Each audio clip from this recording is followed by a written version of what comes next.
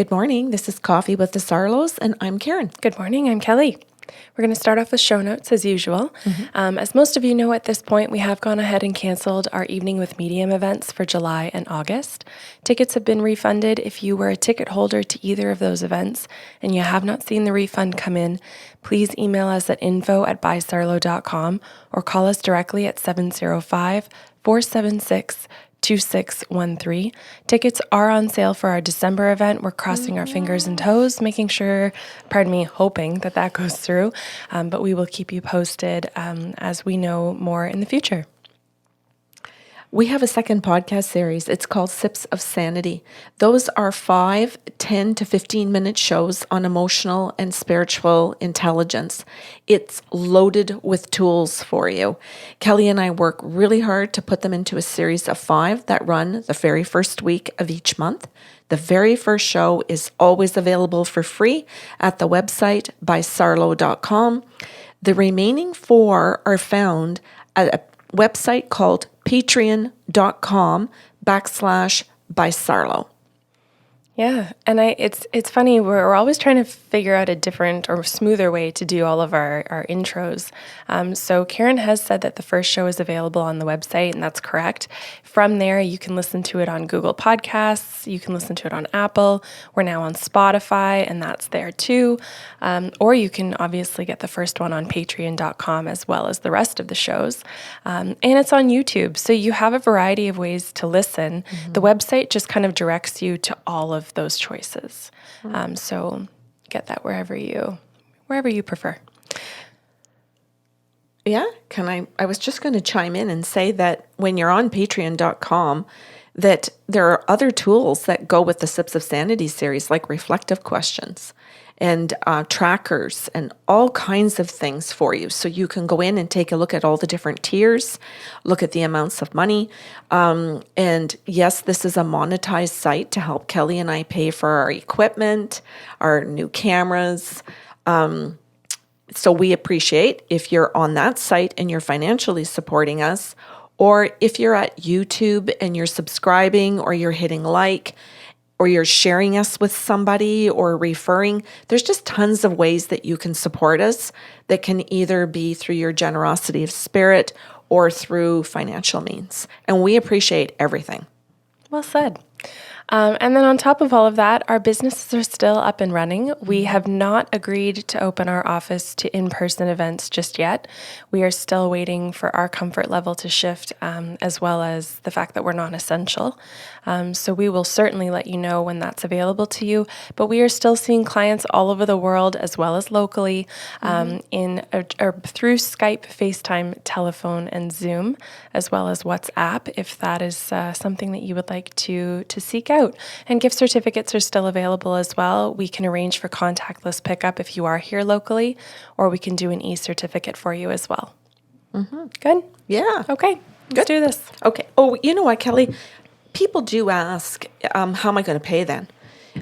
So e-transfer is I still can't believe people ask that in this day and age. Yeah, they do. Everybody still asks how to make payment. Even people in other countries, they still ask. So there is e-transfer, of course, is one way. But we also take Visa, MasterCard, and American Express. And we have been for years. But it's just to let people understand and know that those methods of payment are there. And that if they're buying a gift certificate for somebody, they still can use those methods of payment, give us the person's name, and then the person just calls in when they want their session. And we have it all recorded that the session is prepaid. Good? Today's show? This is... Well, hang on. Sorry. We have really exciting news. Oh, yeah. Yeah, I'm excited for your show too. However, I'm more excited for the fact that by the time this show airs, we will have already recorded with our brand new guest. Yes. Dr. Margaret Rutherford. Yes. So we've we've actually referred to her book, Perfectly Hidden Depression. We have encouraged people to go check her out. Her podcast is called Self-Work. I personally listen on Apple Podcasts. I know she's on Audible and Spotify as well. So you can check her out before her show actually airs. Good. Perhaps if you want a little bit of an education, before you're listening to her here. She'll be joining us via Zoom because she's in Fayetteville, Arkansas. So she has a full-blown practice in Arkansas, and from what I've understood through my own research, psychiatrists and psychologists are only allowed to counsel within their own state, and sometimes here in Canada, only within their own province. Right. So, she's an absolute wonderful resource for building up a lot of knowledge, but she's not able to counsel you unless you are listening and reside in Arkansas. Right. Yes, so people can read the book, Perfectly Hidden Depression, again by Dr. Margaret Rutherford, and they can listen to her podcast show, Self-Work. Mm-hmm. And this is really exciting because, for today, for you and I, this is June 5th. Mm-hmm. So we're still in the early stages of fangirling that this is going to happen. Oh, yeah. So by the time we start advertising that this show with her will air, I'm sure we'll be full-blown fangirling. Yeah, and I think it would be good for people to know that you and I are reading the book, so by the time we interview her, we will both have completely read it, and we both listen to the podcast show.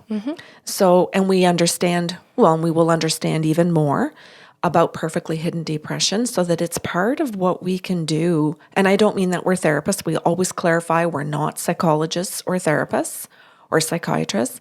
But it's good for people to hear how much we educate ourselves so that we can have empathy for what people are going through. And I maybe, somebody listening to that might think, yeah, okay, that's a good idea. I never thought to read about bipolar if I don't have it. But I do.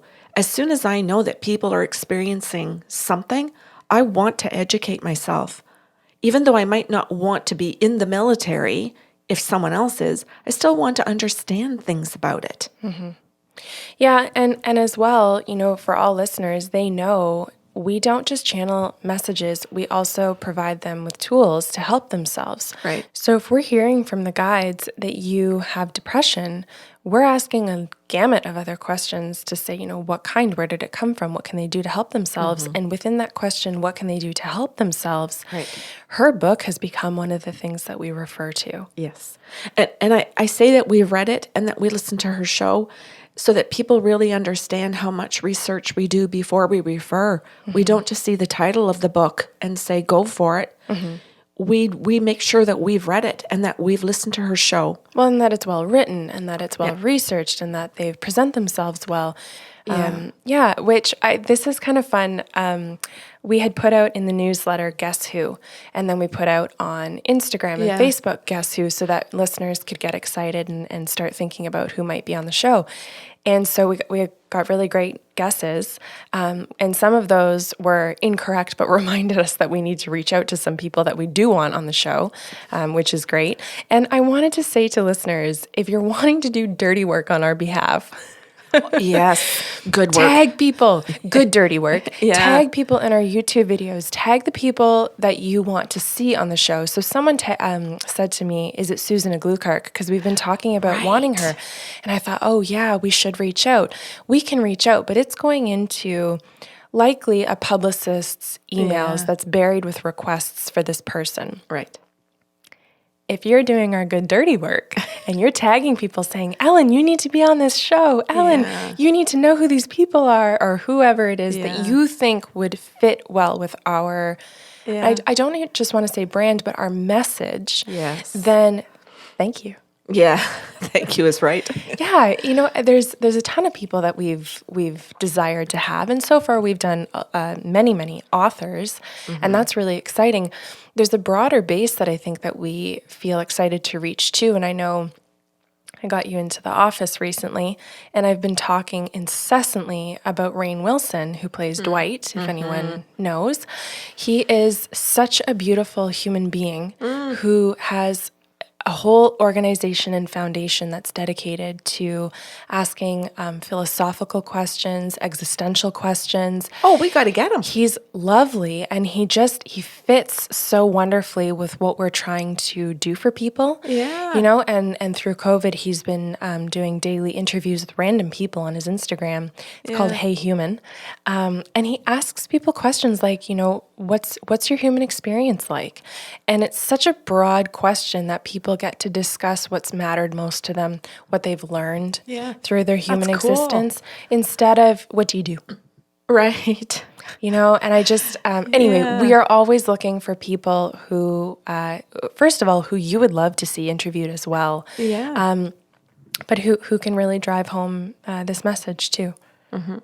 I'm going to try and get one of his coworkers, John Krasinski, from Some Good News. Yeah. I'm going to try and reach out to him. So if anybody's listening to this, can help me reach out to either one of these people, because that's my job. Help me. Okay, are we going to get into the show? Okay, this is a part 2. I had promised part 2. Yeah. And fortunately, this client called back right away to work on it. And I want to point that out because some people think that when they call us, they can only call us once. I don't know. I don't even know where they get that idea, but they do. Imagine being like, I have a new doctor to call them like today about this issue and I can never call again. Yeah, I don't know where that comes from. Again, I have no clue, but just pointing out and trying to educate people. But this is the part 2 to Kevin, the show we just did. At the beginning of the month. Right. And having to do you remember the name of the show? You Can't Isolate Anger? Mm-hmm. Okay. So I'm going to go, I would like people, if they are just cluing into this one, yeah, sure, you can listen to this, but you might want to go back and listen to that other show and put the two together. So maybe a double coffee morning. If you can handle it. Sure. Or a Saturday, Sunday coffee or something like that. But this is the part 2. And so just to recap a little bit, Kevin was a client that I had spoken to who was really angry with his entire family. And it was a large family of siblings and his parents, where his dad had passed, his mom was still alive, siblings I think were still all alive. And he lives in a different city. He had left at a really young age as a teenager. He had had a lot of difficulties with the educational system. And he ran away from home because he knew he was going to be forced to go back into the educational system. And his parents had reached out when he ran away and didn't try and drag him back, but tried to support him where he was in life by helping him get a job and providing him with money to pay his rent and groceries so he could get on his feet. And some people might think that's terrible. He was only 16. They should have dragged his ass back home and made him go to school and made him, right? But they didn't have it within them to do that. And I don't remember all of the reasons why, but he moved on with his life. I also just don't think that's fair. Well, because some people really do know themselves that young. Oh, I agree. And, I mean, we see there are people who have gone off to college at 14 and 16 and earned master's degrees and doctorates because they're so self-assured and independent. Yes. And he had struggled as well with the medical community at that time. Mm-hmm. So now I'm going to say this is 2020, but I mean, he's like in his 60s now. So he was struggling with a medical community who had diagnosed him, I can't remember what it was, depression or something, and they were medicating him.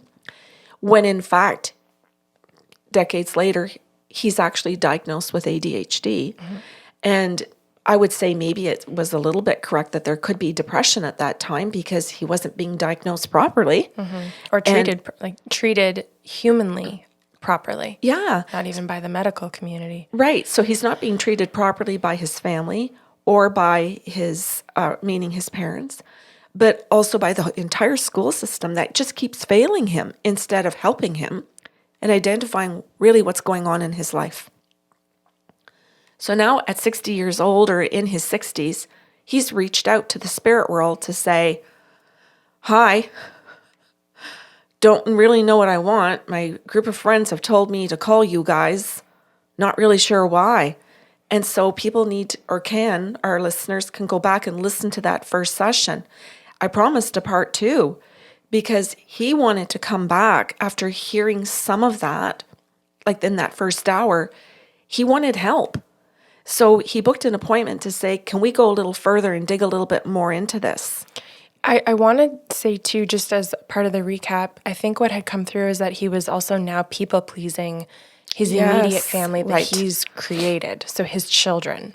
And his grandchildren. Yes. Because he's isolated himself from his mom and from all of his siblings and doesn't have anything to do with them, or does, but very little. And it's always where he gets angry and he ends up being very negative. So he's really closed all the doors with his mother and all of his siblings. Even though it's a tiny bit open, it's not a good opening. It's not healthy.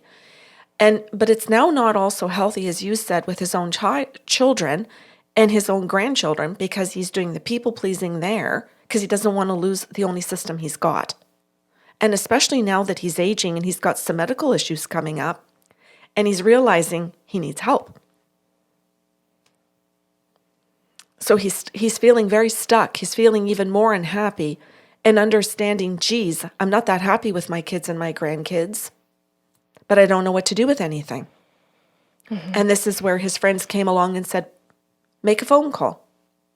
And he did not want to go to therapy because when he had as a child, they treated him horribly. So now he feels all those doors are shut. That's a lot of doors. Education, medicine, psychology, family. I mean, like that's a lot to shut down and to be that hostile towards decades later, when all of those systems have gone through growth and change. Well, we'll say to different degrees, because I don't want to say and lump any group to say that all therapists at that time would have done the same thing to him. That's not true. Mm-hmm. Not all teachers would have not all teachers would have treated him the same way.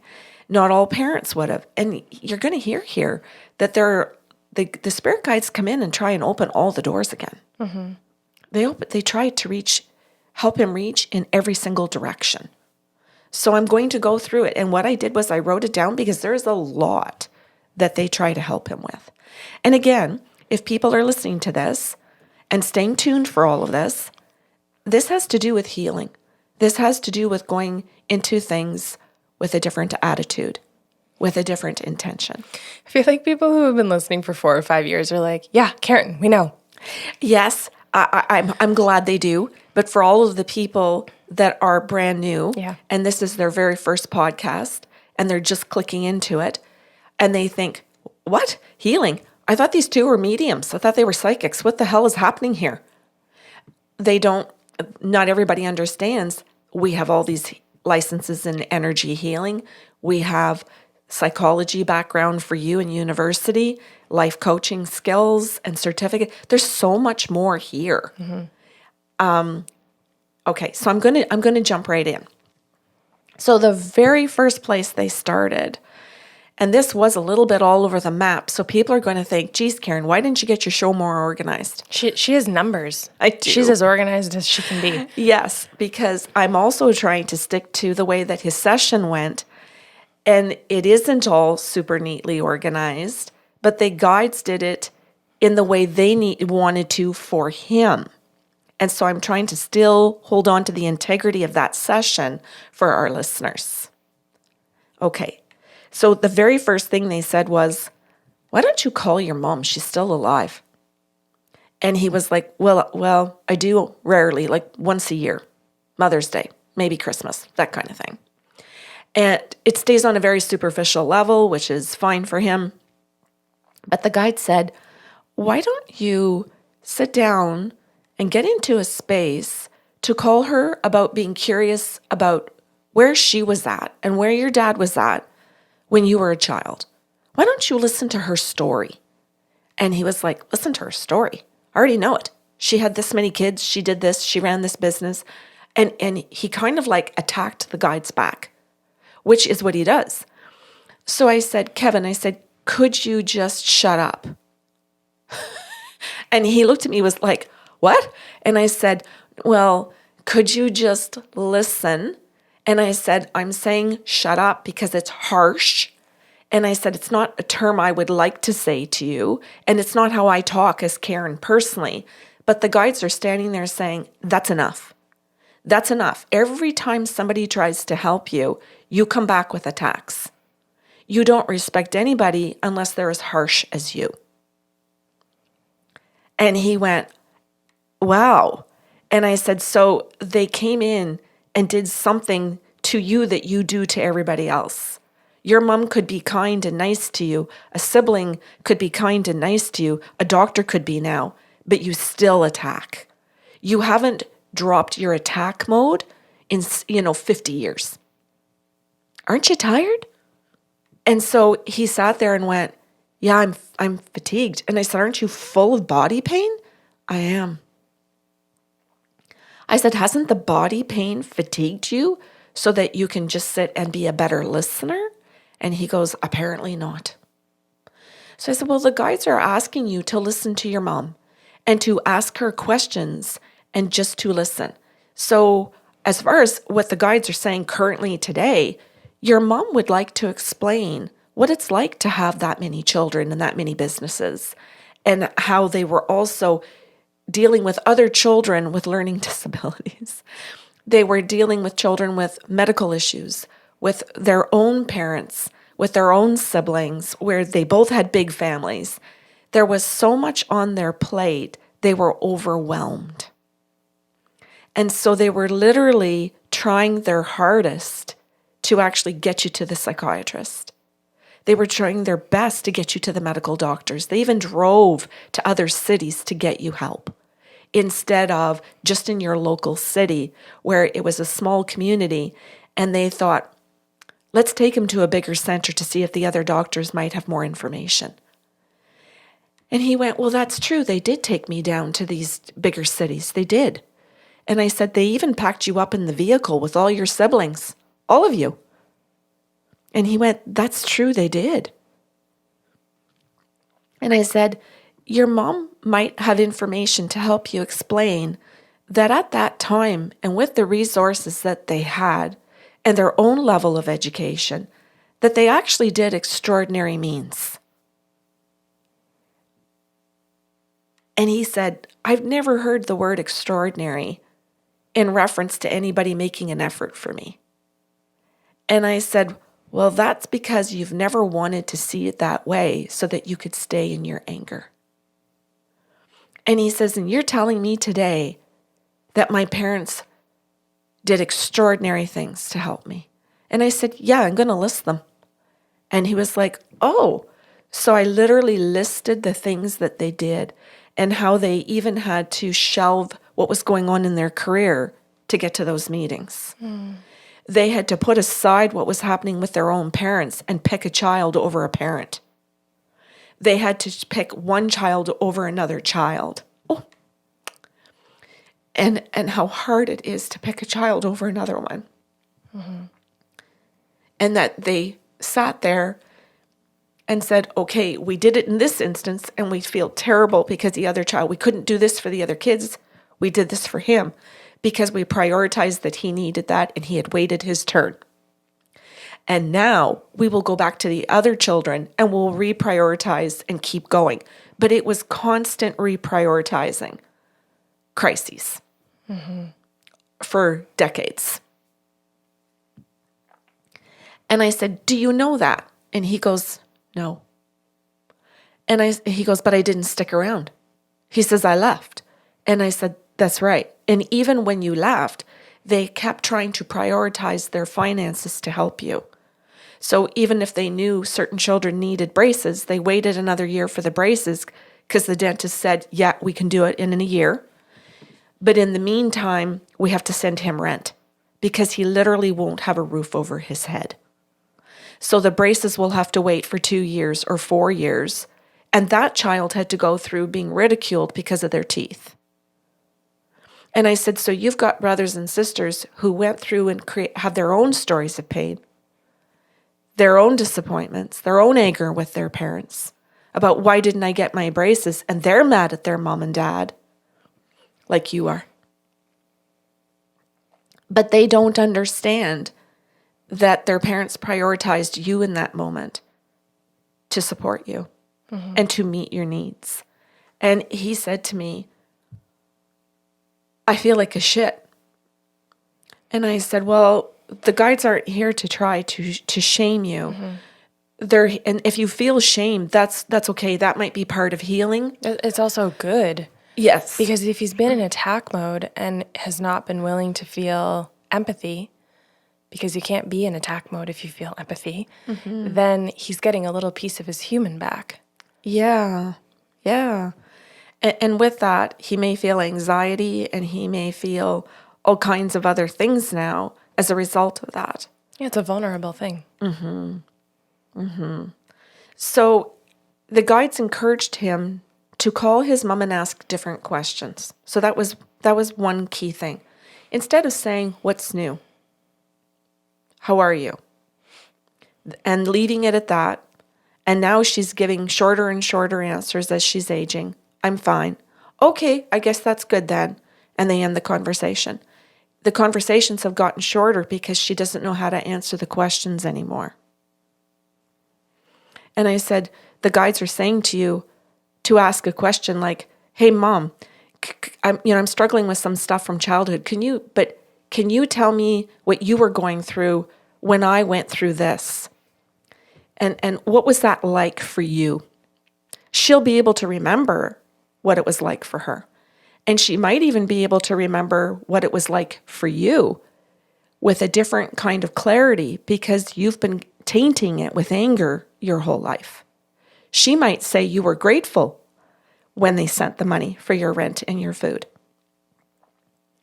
That you thanked them, that it made you happy, that when you got it, that they got you a job, that they paid for your courses while you were working. And he went, "Yeah, that's true." And I said, "Really?" And you're still seeing it as that they never did enough or that they chose the other kids over you. Yeah. And I said, "And yet they chose you over the other children just as they had to in many instances. And each of you had to take turns." And he couldn't understand that. But I think in that moment where the guides, I want to say shocked him with the word "shut up," because I think that they did it for the shock value to kind of pull him or somehow relate to him and open a door with language. That maybe he listened a little bit more and then got to that place of, geez, maybe I could do that. Maybe I could ask my mom. Maybe I could get some answers instead of just saying, "What's new and how are you?" And I said, "So do you want to write that down?" And he goes, "What?" I said, "Where's your pen and paper? Where's your voice recorder?" I said, "You asked for a work session today. Did you come prepared?" And he goes, "Yeah, just to hear it." And I said to him, "I can wait a moment while you get whatever you need, if it's a pen and paper or a voice recorder, so that you can write notes, because there's more here that the guides are going to tell you and you might want to write everything down." So he did. He got his stuff. And then he came back and he sat down and he said, it can recap it. He says, "Help me with that." And I said, "Okay, reach out to Mom, ask questions about how she felt and what she was going through, because that could actually highlight for you a frame of mind that your parents were in, so that you understand that you were loved and supported instead of thinking the exact opposite, in spite of the fact that he already knows some of this." So then the guides moved on and said, "Okay, so you think that you know all of your siblings and you've put them all in one pot. So this is a big family. How old were some of your siblings when you left?" And so he goes, "Well, I was 16, so that would have put this brother at this age, which would have been like around 12 or 10. Well, this one would have been 3. This one would have been, newborn."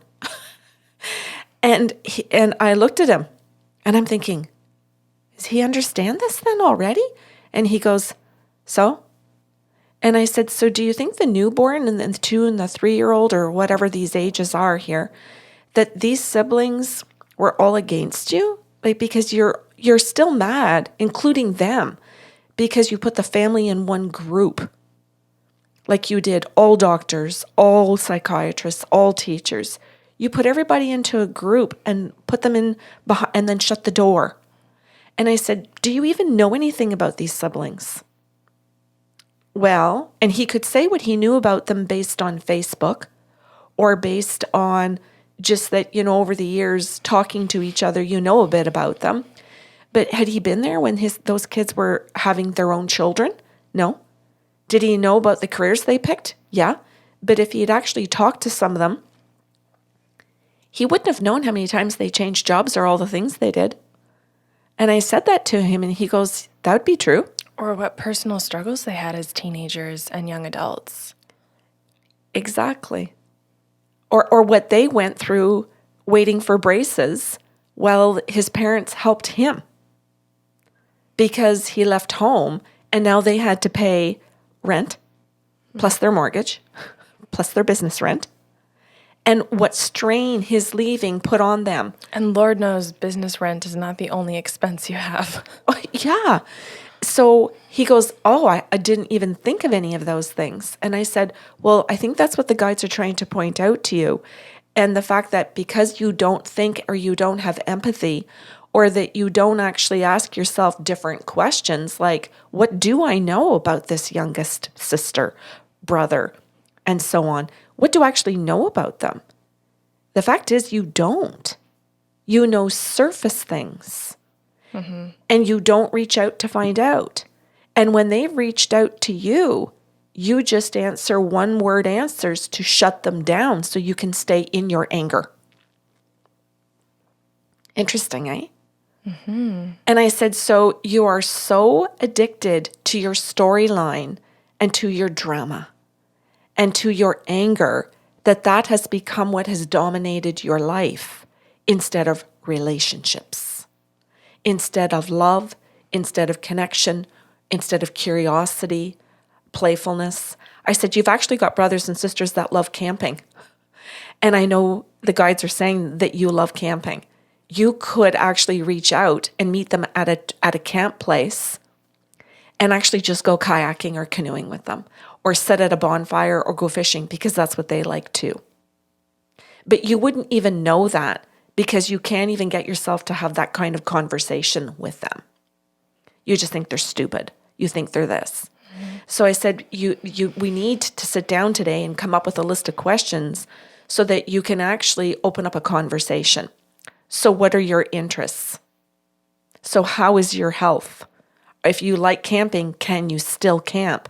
Or do you have pain issues? I said, so if we change the questions, when they reach out, you'll now have a different way of responding because you have a different mindset. This is, I think, a really important show for everyone, whether you're stuck in your anger or not, whether you identify that you're stuck in your anger or not, because the bottom line is that, like Kevin, we all interpret our experiences based on our own frame of reference, based on our own state of mind, based on our age at that point. Yeah. And I was just had a life coaching client last week who was talking about the fact that she was nervous that as a parent, she was learning all these new tools and she was really excited. But she was nervous as a parent that her kid was going to end up homeless one day. I was like, that was catastrophic. Your kid's 7, And, wow. But she was so afraid that she was going to do or say something that impacted their psychological health so badly that they would be homeless. And she was like, what do I do with that? And I said, well, your job is to create safety and love as a parent, which is what Kevin's parents were doing to the very best of their ability when he was young or at all stages of their children's lives. But the kids, based on their immature frame of reference, immature just meaning no life experience and not having the critical thinking skills yet because you're 7, are going to interpret it how they see and feel it. Right? Mm-hmm. And so I had said to her, I vividly remember a friend of mine saying she was the youngest of 3 kids and her mom was putting her to bed. And she said, Mom, can you read me a bedtime story? And she said, I don't have time tonight, honey. I need to just put you to bed, perhaps tomorrow. So she was like, oh, okay. Well, she cracked open her door about 5 minutes later and heard her mom down the hall reading a story to her older sister. And her little brain, literally little, I'm not insulting her, she's a little kid, went, "She loves my sister more than me." And she held on to that into her late 20s. And then in her late 20s, because she had done some really good deep work, had realized my older sister had a later bedtime than me. Mom had time to read to her because she was 5 years older than me. Yeah. And so no matter how good of a job you do, in any relationship, we have assumptions that we make. Yeah. But like you're saying, ask a better question. Where were you at? What were you going through? What were your limitations or what were your resources? Yeah. And you know, what were your fears for me? One of the questions he got was this is a big one here. To ask his mom, what were your fears for me? What would that have been like to have a child way back then, decades ago, 5 decades ago, leave at 16? There weren't the social structures that we have today. Nope. So ask her what her fears were for you. Ask her if she slept at night. Ask her how hard her dad worked. It was his dad, pardon me. How hard his dad worked at trying to get him a job in another city that he isn't living in, and how he just tried to find people to get connections to get him employment. Without Facebook, Instagram, LinkedIn, all of these resources that we have now to have remote jobs. Yes, because you had to pick up the phone or get in the car and drive there and ask these people. And it had to be a favor. These people had to put themselves out because this is a 16-year-old that's looking for a job with with grade 10 education. And it's doable. It's just he didn't put himself in his parents' position to see what they had gone through and what efforts they had done to help him have such success. So that was the question. And I think some of the questions were some of the best parts of this session were, what fears did you feel for me, or you and Dad, or what fears did my brothers and sisters express about me? And he goes, what? I said, well, you had brothers and sisters that were close to your age that mourned you. And he went, what do you mean, mourned me? And I said, well, did you not ever think, Kevin, that when you left, that the brothers and sisters that were old enough to know you, sleep in the bed beside you, mourned you when you left? And he went, no. And I said, so you didn't take into account that your siblings mourned you at the dinner table, at the baseball diamond, in the football game, on card night, hockey night in Canada, like walking to school, having lunch. You don't think they mourned you? And he went, I don't. I never did. And I said, well, then let's add apologies. Let's add a check-in with some of the siblings that were old enough that you might now want to call up and say, how did you feel when I left? I didn't put myself in your place. I've still been going through thinking it was all about me instead of thinking that my siblings mourned me when I left. And I said, and they thought, okay, you've moved on and you've moved away and Mom and Dad are taking care of you, but you'll come home for Christmas. But he didn't. He'll come home for the summer and we'll see him on a summer holiday. But he didn't because he was angry. So they didn't even understand why he didn't come home when he could. Yeah, and the psychological impact of the kids or the siblings, that were old enough to understand that the parents were mourning, and and the grief that a child would have to shoulder for their parent because a sibling left. Yeah. It was kind of like a death. Yeah. And yet nobody really could talk about it in those terms because he is still alive, and it's just and their ages. So there's just tons of complications. And then there are the siblings that don't know him at all and have no memories of him because they were so young. And their lack of understanding that he's angry at everybody. When they were just 2 years old or just a newborn and didn't really understand, well, how can he be mad at me? Nothing occurred between us. But he still has created anger towards them. Because remember, he put them all in a group. So another good question the guides asked him is, what can you be hopeful for? And I said, so can you be hopeful for a connection? Can you be hopeful for feeling a different feeling? Because currently all you feel is anger towards everybody. And everything is shut down. And now because it's not going so well with your own children and grandchildren, you're starting, and you're aging. So you're starting to think about these other relationships. And I said, so what can you actually say you're hopeful for? Are you hopeful that there will be a relationship with any of them? Because you have many to pick from. Could you be hopeful for support? Can you be hopeful for understanding, for empathy? What is it that you're looking for? And he goes, that's a good question. I don't even know what I'm looking for. And I said, well, why don't you use that as a homework, as something that you can just sit down and think about? And it doesn't have to be homework with a pen and paper. It could just be homework while you're gardening or while you're biking. And he goes, I like biking and gardening. And I said, yeah, I know that. I said, that's why they're saying it. It's where you do some of your best thinking. And he goes, it is. I go for long bike rides, and that's where I like to be in my own space. And I said, so why don't you think what you're hopeful for? Do you want to call one of your brothers and sisters that was close to you in age that you lost contact with and sit down and say, this is what I thought, this is what I was going through. What were you thinking and going through? Because I said, you might actually find out that they're really angry with you.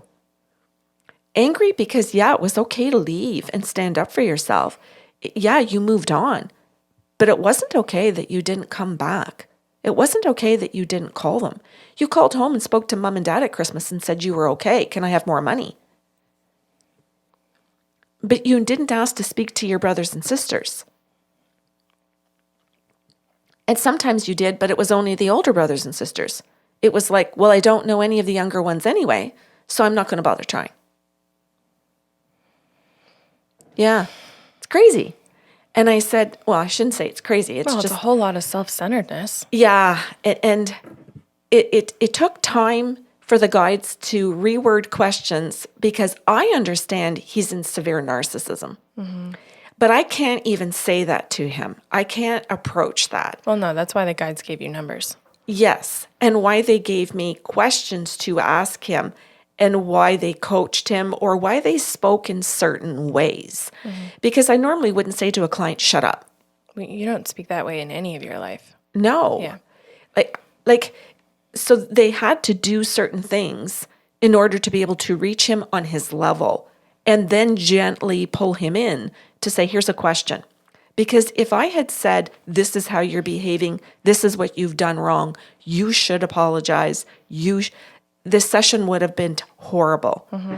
But because they brought out the entire session and related to the way he speaks, and then brought in questions for thoughtfulness that he could add to his own list of how he's thinking, I think we got a little crack. And I'm going to say that was huge. I think that was significant to get a crack in there. So one more point near the very end of the session was the guides asked him to write down all his accomplishments. They asked him to sit down or to sit with his kids or to sit with his current group of friends and write down what he had accomplished in his whole life. And to make sure that he didn't just ask his kids because they wouldn't see all of it. So he had a successful career. He had a pension. He had benefits for when he retires. He had children, grandchildren. He had relationships, some that were good, some that weren't. He had done some growth in looking at his own part in some of those relationships. Whatever it was, he had his own home.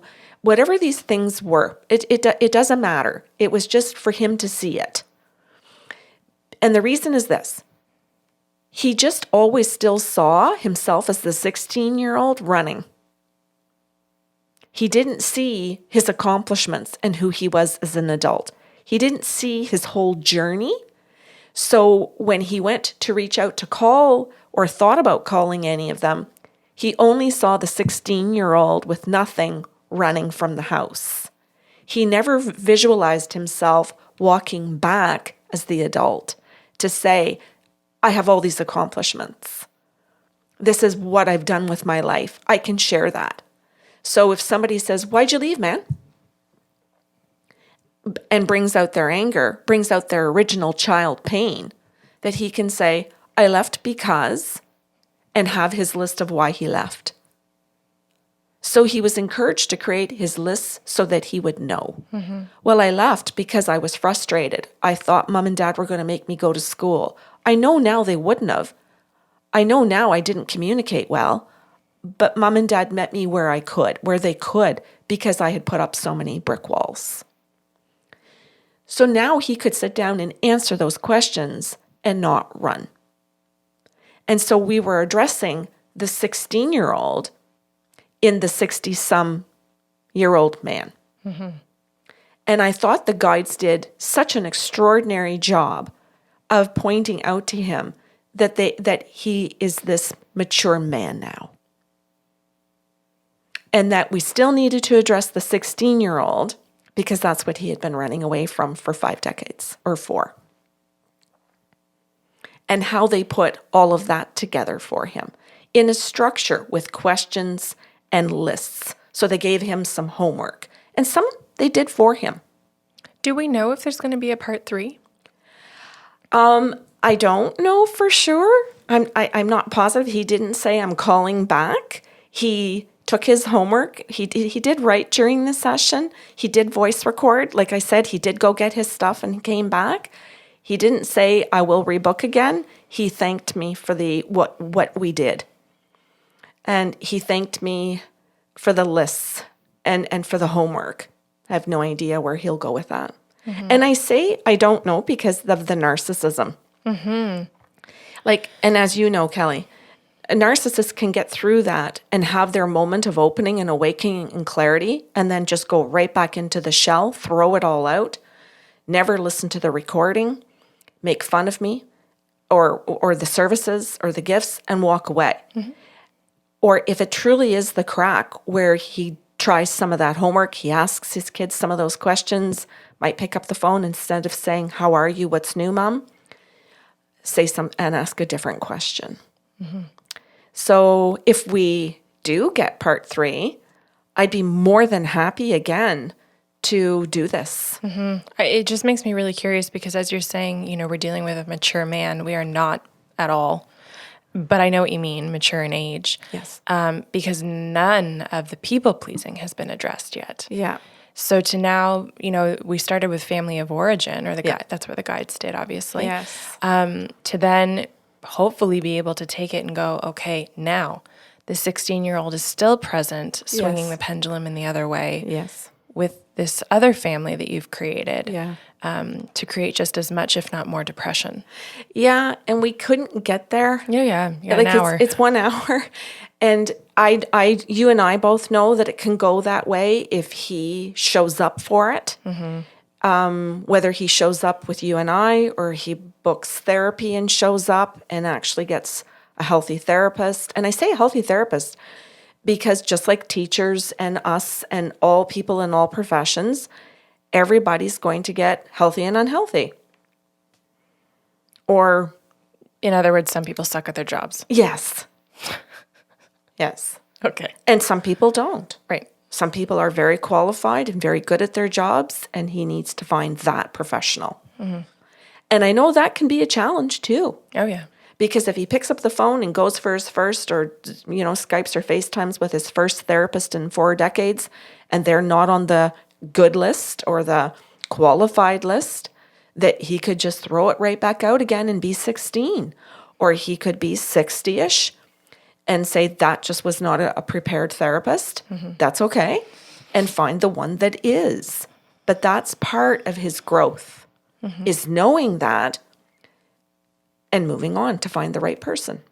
Because his health and relationships are what's important. Good. Yeah.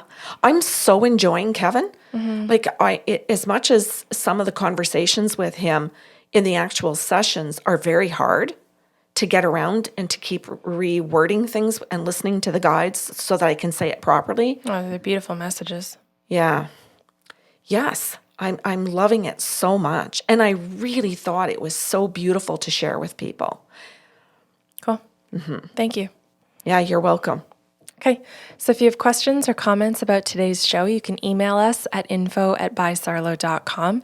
No matter where you're listening or watching from, thank you for joining us today. If you do have time and feel inclined, please like, share, comment, review, write a testimonial if you wish. Anything that you do to help interact with our content helps us reach a broader base, and we want more educated people in this world with emotional intelligence. Have a great Saturday.